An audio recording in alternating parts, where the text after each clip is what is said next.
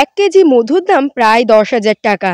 এই বিশাল দামের মধু উৎপাদন করছে মাত্র ৫ মিলিমিটার আকারের একটি ক্ষুদ্র মৌমাছি।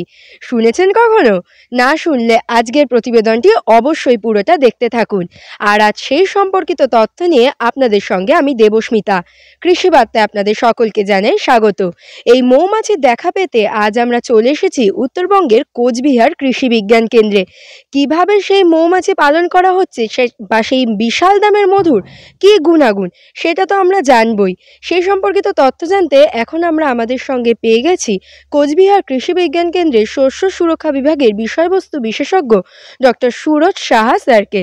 আমরা স্যারের মুখ থেকে জেনে নেব এই মৌমাছির কি গুণ। আচ্ছা, আপনি যেটা জানালেন যে এই ক্ষুদ্র মৌমাছি যার মধুর দাম প্রায় ১০,০০০ টাকা, তো এই মৌমাছির মধুতে কি গুণাগুণ রয়েছে বিশেষ? মূলত আমাদের যে স্টিংলেস বি তো বা যে হুলহীন মৌমাছি, সেখানে হচ্ছে গিয়ে তার যে মধুর গুণাগুণ সেটা কিন্তু আমাদের নর্মাল যে আমরা মেলিফেরা বা সেরানা চাষ করি তার ক্ষেত্রে থেকে অনেকটাই বেশি। বলা হয় যে গুণাগুণগুলো মূলত যদি আমরা মানে একদম বেসিক ভাষায় বলি আর কি, যে প্রায় ১০ গুণ বেশি মানে মেডিসিনাল প্রপার্টি আছে অন্য মৌমাছির যে মধু তার থেকে এই মৌমাছির মধ্যে, প্রায় ১০ গুণ। আচ্ছা, এই মৌমাছিটা কি উত্তরবঙ্গে প্রথম বলা যেতে পারে এই কোচবিহার কৃষি বিজ্ঞান কেন্দ্রে পালন করা হচ্ছে? হ্যাঁ, এই মৌমাছিটা আমাদের ভারতবর্ষর বিভিন্ন দক্ষিণের দিকের যে জেলা রাজ্যগুলি রয়েছে সেখানে মূলত কিন্তু চাষ করা হয় আর কি।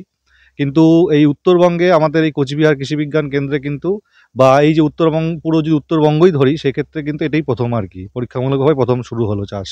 আচ্ছা, কৃষকরা এই মৌমাছিটা কেন বেছে নেবেন? কি এমন বিশেষ গুণ রয়েছে এই মৌমাছি? প্রথমত, যে মৌমাছি পালনের যে দুটো প্রধান যে উদ্দেশ্য আমরা বলে থাকি সবাইকে, সেটা তার মধ্যে ১ নম্বরের হচ্ছে যে আমাদের পরাগায়ন। আমাদের ফসলের যে পরাগায়ন, সঠিক পরাগায়নের হবে কিন্তু আমরা ফলনটা কিন্তু অনেক সময় পেতে পারি না।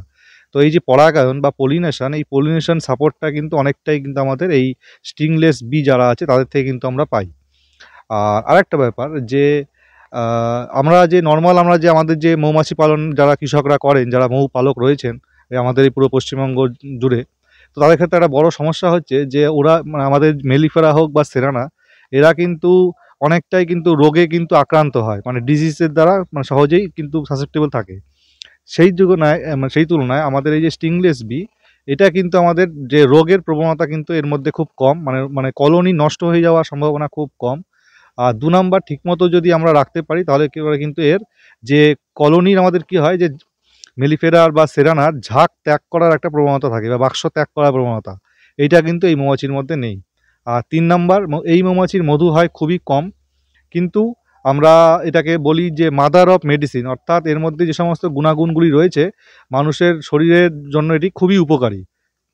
আচ্ছা, কি গুণাগুণ রয়েছে মধুতে? প্রথম কথা যে এর মধ্যে অ্যান্টিঅক্সিডেন্ট, অর্থাৎ যে আমরা এখন যে বলি, আমরা যে সবসময় বলি যে অ্যান্টিঅক্সিডেন্ট বেশি যেগুলোর মধ্যে খাবারের মধ্যে, সেগুলো অবশ্যই নিন। এটার মধ্যে অ্যান্টিঅক্সিডেন্টটা অনেকটাই, তার মধ্যে যে মধু যে আমরা খাই তার মধ্যে বিভিন্ন রকমের কম্পাউন্ড বা যৌগ থাকে। তার মধ্যে ধরুন যে ফ্ল্যাভোনয়েড বা ফেনোলিক কম্পাউন্ড এই সমস্ত কিছু থাকে, বা একটা কন্টেন্ট আছে HMF কন্টেন্ট, এই প্রত্যেকটাই কিন্তু এই মৌমাছির যে মধু তার মধ্যে কিন্তু খুব বেশি।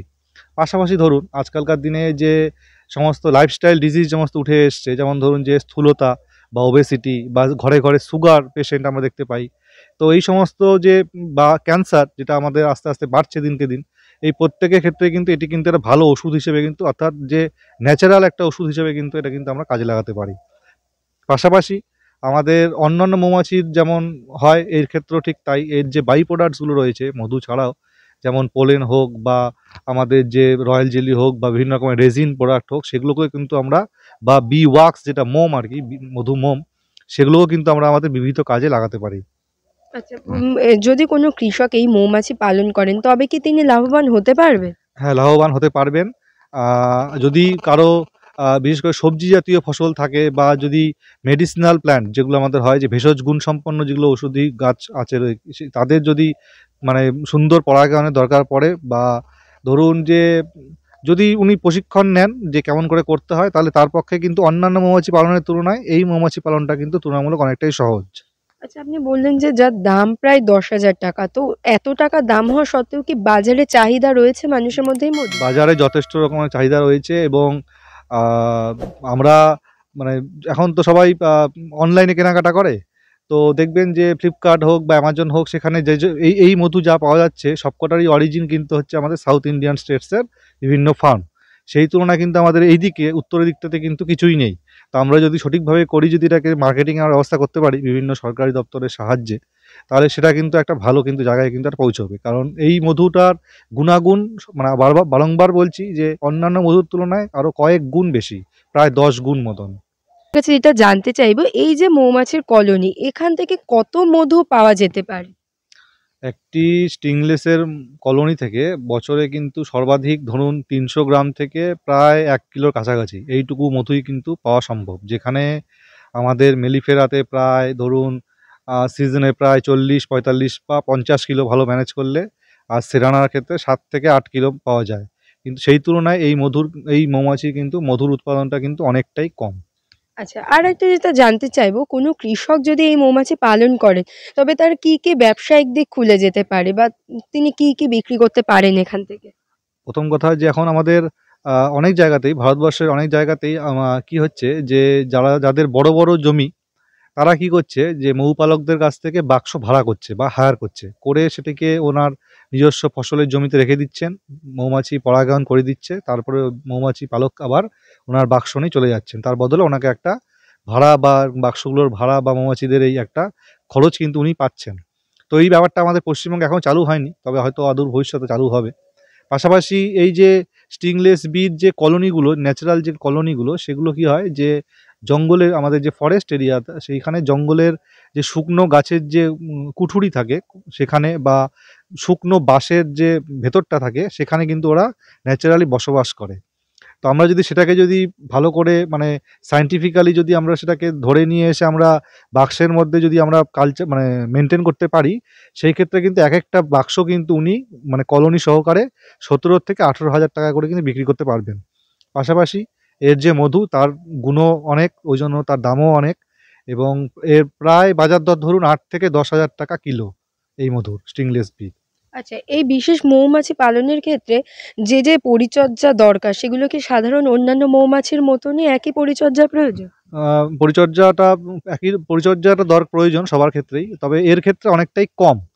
বাকি আমাদের সেরানা বা মেলিফেরাতে যেটা হয় যে ওকে সারা বছর ধরে মেনটেন করা, বা ওর যে আমাদের মাইগ্রেশন তার ব্যবস্থা করা, মধু নিষ্কাশন, এগুলো তো কিন্তু একটু সময় সাপেক্ষ এবং লেবার সাপেক্ষ ব্যাপার। কিন্তু সেখানে দাঁড়িয়ে আমাদের এই যে স্টিংলেস বির যে কলোনি, সেটাকে ম্যানেজমেন্ট বা পরিচর্যা করা কিন্তু খুবই সহজ। তার কারণ এর খুব একটা পরিচর্যা কিছু নেই।